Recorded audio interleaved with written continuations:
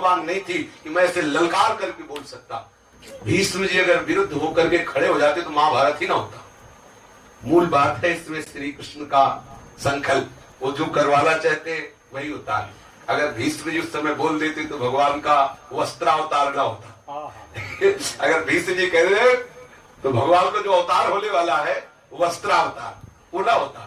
महापुरुषों को पता होता है कि भगवान आने वाले हैं, उनकी लीला की भूमिका बन रही, तो भगवान का चीर अवतार वस्त्रावतार होना था, इसलिए भीष्म जी। पर भीष्म जी ने वहां कहा कि उस समय में दुर्योधन के पक्ष में था, दुर्योधन का अन्न पाता था, इसलिए मेरी बुद्धि इतनी प्रवीण नहीं थी कि मैं ठीक वहां निर्णय करता। यद्यपि मूल बात इसमें भगवान श्री कृष्ण की इच्छा ही है, क्योंकि श्री कृष्ण भगवान अपने भक्त के लिए वस्त्रावतार, जो आज तक कभी ऐसा अनुभव में नहीं आया कि भगवान वस्त्र के रूप में भी अवतरित होते क्या, तो वहां वस्त्रावतार प्रकट हुआ। भीष्म जी ने वहां बताया कि बेटी एक परमहंस जी एकांत जंगल में रहते थे, वो सदैव कंदमूल फल खाते थे, किसी का कोई प्रतिग्रह ना ले, इसलिए सदैव जंगल में वास करते, कभी किसी के नगर में नहीं जाते, कभी भिक्षा नहीं करते, किसी से मिलते नहीं, सदैव एकांत रहकर परब्रह्म का चिंतन करते थे।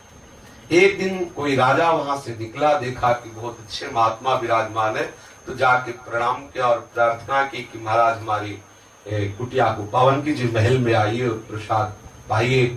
उन्होंने मना कर दिया। राजा को और अच्छा लगा। त्याग में एक आकर्षण होता है, आपको कोई 100 रुपया चढ़ावे, आप मना कर दो, उसका मन खींचेगा 200 देने का। अगर आप उतना भी मना करो तो परिचय पूछेगा आप कहाँ रहते हो, फिर वो फल फूल लेके दंडवत, अगर आप उसको भी मना कर दो तो बिक जाएगा, उसको लगेगा कि क्या आदेश करें मैं सेवा। त्याग में आकर्षण होता है, अगर सच्चा त्याग हो जाए तो प्रभु का आकर्षण हो जाए, प्रभु प्रकट हो जाए। त्याग में एक विशेष आकर्षण होता है। महात्मा जी का त्याग देखकर राजा को विशेष आकर्षण हुआ। अब तो राजा उधर से रोज दंडवत करते, प्रार्थना करते। राजा का दर्शन, रजोगुणी पुरुषों का दर्शन भी भक्ति में बाधक है, इसीलिए वर्णन किया गया है कि नेत्रों को बहुत संभाल करके रखा जाए, इंद्रियों को बहिर्मुख ना होने दिया जाए, जो विषयी पुरुष है उनसे बार बार ना मिला जाए, क्योंकि केवल देखने से भी बुद्धि में फर्क पड़ जाएगा। संग करना, भोजन करना है तो अलग की बात, आप अगर बाहरी दृश्य देखते रहेंगे विषयी पुरुषों का तो अंदर में अपनी बुद्धि में रजोगुण पैदा कर देगा। एक दिन बहुत उन्होंने दैन्यता पूर्वक कहा कि महाराज हम चाहते हैं आप एक बार जरूर महल पधारे। तो कई दिन मिलने के बाद, कई बार दंडवत करने के बाद मन थोड़ा द्रवित हुआ। वास्तविक पूछो तो द्रवित नहीं हुआ, मन में थोड़ा रजोगुण का प्रवेश हो गया। राज दर्शन निषेध, राज अन्न निषेध, ऐसा पुराने जो संत जन हुए उन्होंने ऐसा किया है। राज दर्शन भक्तमाल, वो जो ब्रज के भक्त हैं उसमें कथा थी, एक संत भिक्षा मांगने गए तो लौट के आए, देखा कि राजा उनके दर्शन के लिए उनकी कुटिया, पर्ण कुटी के समीप वो लौट के गए, चिल्ला चिल्ला कहने लगे जाओ जाओ गांव वालों हमारी कुटिया में आग लग गई है। तो भक्त लोग दौड़ के गए, देखा राजा समझ गए, वो आके बोले महाराज हमारे संत भगवान परम अकिंचन, वो आपसे बात क्या देखना भी नहीं चाहते, आप कृपा करके यहाँ से चले। क्योंकि उनको पता था कि राजा आएगा तो आग लग जाएगी हमारे साधन में, तो चिल्ला चिल्ला के बोले कि हमारी कुटिया में आग लग गई। अब वो परमहंस जी राजी हो गए, वो राजा अपने महल में ले गए, चरणोदक उतारा, उनको सुंदर विराजमान करके सुंदर सुंदर विविध प्रकार की भोग सामग्रियां बनवाई, रानी ने स्वयं बनाई और राजा को साथ लेकर के आरती पूजा करके उनको प्रसाद पवाया। महाराज प्रसाद पाए, राजा ने कहा कुछ दक्षिणा ले, बोले हमें इसकी जरूरत नहीं, बड़े आह्लादित होकर गए। अब परमहंस जी दूसरे दिन जब भूख लगी तो कंदमूल फल जो गुलरी पकड़ी आती वो अच्छा न लगे, जहाँ गुलाब जामुन और जहाँ राजभोग सब मिला तो कहाँ अच्छा लगेगा जवान को, अब अच्छी नहीं लगी। कई दिन तक भजन में विक्षेप पड़ा और ना कोई फल फूल अच्छा लगे, बस वही राजा का वो भोग विशेष विशेष प्रकार के पेय जो उससे ले खाद्य पदार्थ याद आवे। अब क्या हुआ, उनके मन में ये बात आई कि एक बार राजा और बुलावे तो छक के पाने को मिल जाए। कई दिन भोजन नहीं किया। राजा 2-4-6 दिन के बाद फिर गया तो बोले महाराज महल पधारो, बोले चलो, बोले कल की जरूरत नहीं आज ही चलो, जो बोलेगा बोले आज ही चल, आज ही चल। तो अब तक भोजन नहीं खाया। इतनी बुद्धि आकर्षित हो गई उस रस से, सांसारिक भोगों से, कि वो महल में बिना मतलब किसी तरह की टोकरो किए और तुरंत तैयार हुए चले गए। प्रसाद पाया, प्रसाद पा ही रहे थे कि दृष्टि में पड़ी वो एक सुंदर उसमें हार टंगा हुआ था। बस अवसर देख करके वो हार उठाया, अपनी झोली पे डाल लिया। वो कई रत्नों से जटित हार था, झोली में डाल लिया। अभी प्रसाद पा लिया, खूब आनंद पूर्वक वहां से विदा हुए, अपनी कुटिया आए, झोली में हार पड़ा हुआ है। रानी ने श्रृंगार के समय कहा कि हमारा हार यहाँ श्रृंगार कक्ष में था, है नहीं। राजा ने कहा यहाँ से कौन ले जा सकता है? तो रानी ने कहा हमारी निजी दासियां और आप और उस महात्मा की सेवा, इस महल में किसी का प्रवेश है नहीं, आप लेंगे ही क्यों? और दासियां तो सदैव हमारी सेवा में लगी रहती हैं, वो ऐसा कुछ है नहीं, क्योंकि जो निजी दासियां होती है वो महल में ही रहती है, उनका कहीं आना जाना नहीं होता। तो हमें पूर्ण विश्वास है कि आपके जो परमहंस जी महात्मा आए थे वही ले गए। बोले महात्मा क्यों ले जाएगा हार, उसको किस बात की जरूरत है, वो इसका क्या प्रयोग करेगा? बोले कुछ भी हो, आपके जो महात्मा जी वही ले गए, हमें पक्का विश्वास है। राजा को अंदर से तो लगा कि हाँ और कोई आएगा नहीं, पर बात को दबा दिया। कई दिन तक राजा वहां नहीं गए महात्मा के पास, कई दिन तक महात्मा ने भी भोजन नहीं किया। इसके बाद उसने झोली उठाई कि चलो कुछ कंदमूल फल जंगल से लाते, तो वजन सा लगा, हाथ डाला तो देखा हार और उनका है। ये हार मेरी झोली में क्यों आया? मैंने इसको डाला, मैंने इसको क्यों लिया? जैसे कोई नशे में काम कर जाए और नशा उतरने के बाद हाय ये क्या हो गया। कहा मैं अकिंचन, ना धन की तरफ देखता ना भोगों की तरफ देखता, और कहा मेरी इतनी निकृष्ट बुद्धि हो गई कि मैं सोने का हार रानी का चुरा ले आया। बस उसी को हार को लेके से और चिल्लाते हुए राज दरबार में पहुंचे कि मैं अपराधी हूँ, मैंने ये हार चुराया है, ये मुझे दंड दिया जाए, मेरे हाथ कटवा दिए जाए क्योंकि मैंने अपराध। राजा तुरंत सिंहासन से उतरकर प्रणाम किया और कहा महाराज ये हम आपकी परीक्षा ले रहे थे, क्योंकि सोचा कि इस साधु वेश का अपमान होगा, यदि सारी सभा कोई बात पता चली तो लगेगा कि अपने भारत में ऐसे भी महात्मा है कि निमंत्रण दो तो श्रृंगार सोना चांदी ये सब चुरा के ले जाए। तो राजा ने कहा क्षमा कीजिए, झोली में मैंने परीक्षा के हेतु आपके सर, तो ऐसा कहे कि वो महल में ले गए। महल में जब ले गए तब पूछा कि महाराज आश्चर्य की बात है कि आप ही चुरा के ले जाते हैं और आप ही आकर के कहते कि मैंने चोरी की, जब आपको वापस लाना ही था तो चुराया क्यों, और जब चुराया तो आप वापस लाए क्यों? मेरी बात समझ में नहीं है। बोले राजन तुम्हारा अन्न इतना दूषित था जिसने हमारी बुद्धि को ऐसा भ्रष्ट कर दिया कि मेरा इस हार से कोई संबंध न होते हुए भी मेरे अंदर में इसके चुराने की इच्छा हो गई और मैंने इसको चुरा लिया। आप पता लगाओ आपका उस दिन रसोईया कहां से अन्न लाया, कैसे उसने बनाया, क्या उसने चिंतन किया। चिंतन और आए हुए अन्न का प्रभाव पड़ता है, कैसा अन्न आया है और वो कैसे चिंतन के द्वारा बनाया गया है, इन दोनों का प्रभाव भोक्ता के ऊपर पड़ता है।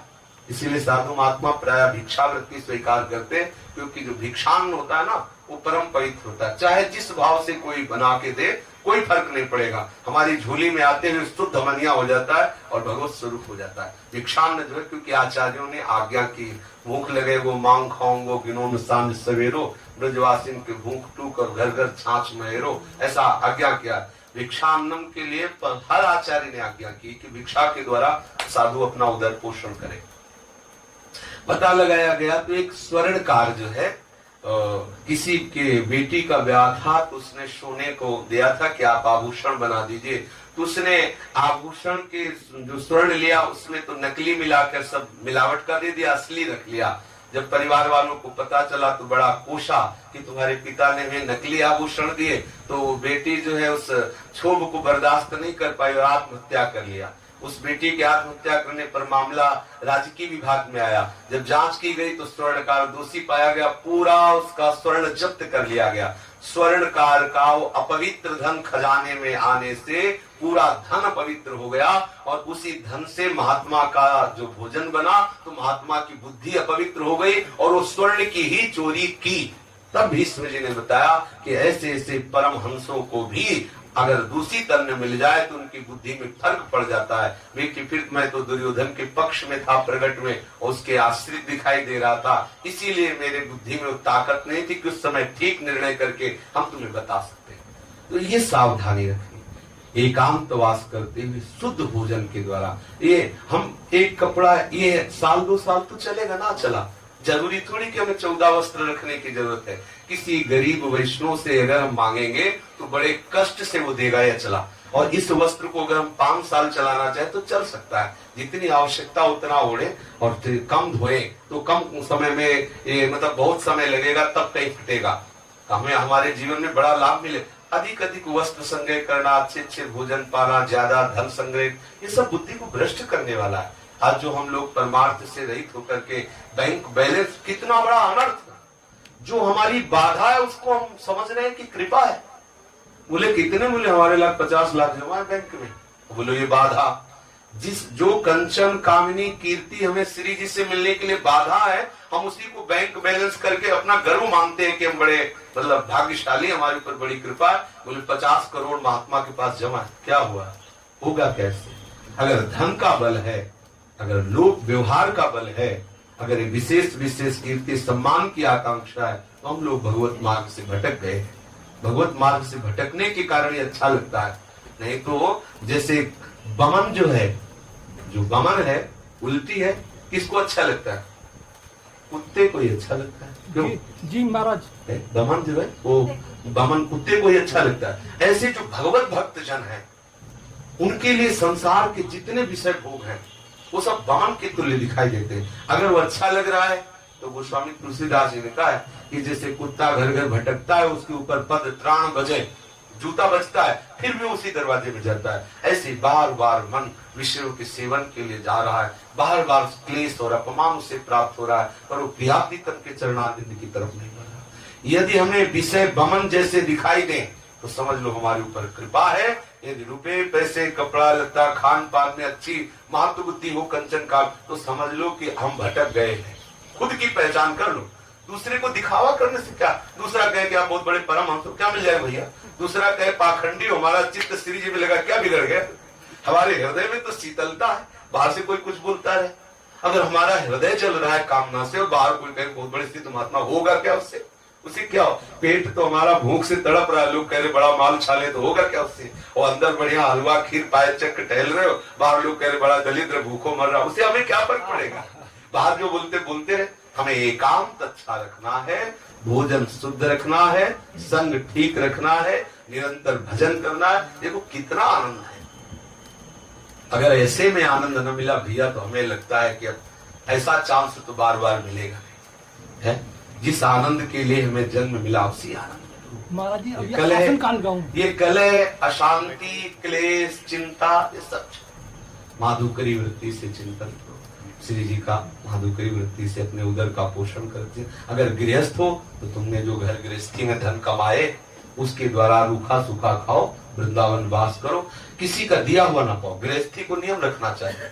जैसे परिक्रमा लगा रहे हैं, हलवा बट रहा है, खिचड़ी बट रही, कोई ठंडा जल बांट रहा है, नहीं पीना, चुपचाप मुंह बंद किए हुए राधा राधा बोलते हुए वृंदावन परिक्रमा लगाओ, कुछ मत खाओ, अपने घर में जाओ, जल पियो। अगर प्यास लगी है तो जल की व्यवस्था लेकर परिक्रमा में जाओ, किसी का जल मत पियो, किसी के द्वारा दिया हुआ ये जो भंडारा आदि की ये सब मत पाओ, किसी साधु के भंडारे में मत पाने जाओ। अगर गृहस्थ हो तो नमक रोटी बनाओ, अपना ठाकुर को भोग लगाओ, और बन जाए तो एक रोटी संत को दे दो, पाओ, वृंदावन का भजन करो, तो देखो श्री जी प्रकाशित हो जाएंगे हृदय। अगर विरक्त हो तो मधुकरी वृत्ति से अपने उदर का पोषण करो, किसी सेठ महाजनों से अपना संपर्क मत रखो, श्री जी के चिंतन में मगन, अभी आनंद आ जाए। नहीं तो भैया ये बुद्धि भ्रष्ट होने में देर नहीं लगती, पक्का समझ। अगर जो चाहे आपन कल्याणा, सुजस सुमति शुभगति शुभ नाना, सुपरनार लीलार गोसाई तजो चौथ के चंद के। जहां आप हरि गुरु आज्ञा से अलग होंगे तो पहला काम ये होगा कि बुद्धि आपकी कामिनी में आसक्त हो जाएगी, पक्का। सबसे पहले आपको काम जलाएगा। और देख लो अपने अंतःकरणों में, यह आत्म तो खुली किताब है। अगर आपका अंतःकरण कामिनी के प्रति आकर्षित हो रहा है साधु होने पर, तो आप देख लो आप कहीं न कहीं भगवत आज्ञा गुरु आज्ञा के विरुद्ध है और वो आपको जला के राख कर देगा।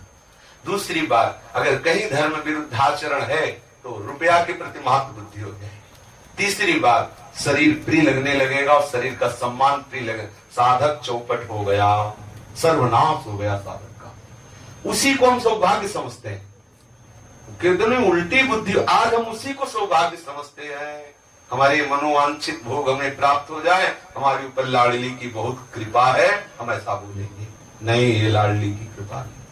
लाडली की कृपा है, प्रतिपद ऐसी प्रतिकूलता बनी रहे जिससे शरीर और संसार में राग ना होने पावे। हर क्षण पुकारते रहे, हा प्यारी जू, हाँ लाडली जू, आपके सिवा हमारा कोई नहीं है, प्यारी जू हमें स्वीकार कर लो। हर समय हृदय तड़पे श्री श्यामा जू के लिए, श्री लालजू महाराज के लिए। यही कृपा है। इसी कृपा के लिए भैया अपने लोग मनुष्य जन्म धारण करके वृंदावन धाम लाए गए हैं। अब इस कृपा को ठुकराओ मत, बार बार तो बनत नहीं, यह संजोग अनु मानुष तन वृंदा विपिन रसिकन संग। बार बार ऐसा अवसर शांत भाव से साधक की बुद्धि भ्रष्ट होने में देर नहीं लगती, बस सावधान रहना। कहा गया है कि तलवार की दुधारी ढाल पर तक चलना है परमार्थ का पर, जरा सा फिसले तो कट जाओगे, दूसरा कोई रास्ता नहीं।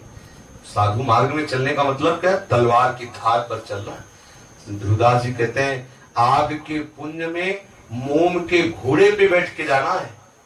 देखो कितनी बार मोम का घोड़ा आग की आंच लगते ही पिघल जाएगा। और ये पूरी यात्रा कैसी है?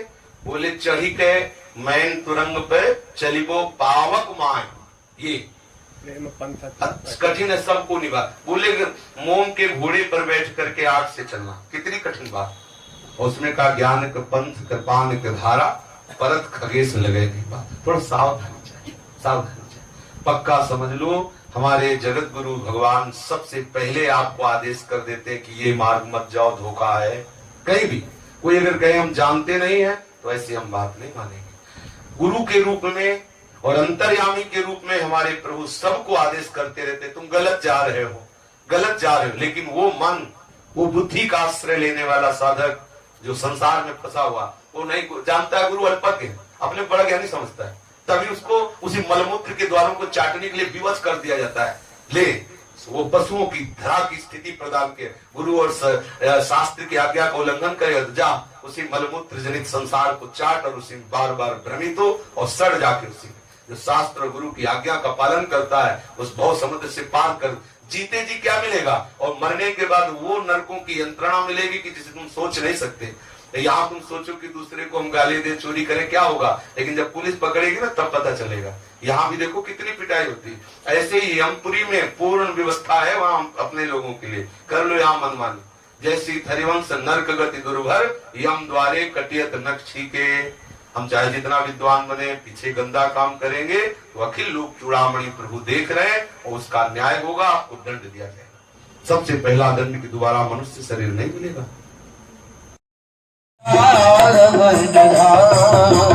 जय जय श्यामा, जय जय श्यामा, जय जय श्री वृंदावन धाम। मेरी श्यामा मेरा श्यामा, मेरी श्यामा मेरा श्यामा, मेरी श्यामा मेरा श्यामा, मेरी श्यामा मेरा श्यामा, मेरा श्री वृंदावन धाम, मेरो श्री वृंदावन धाम।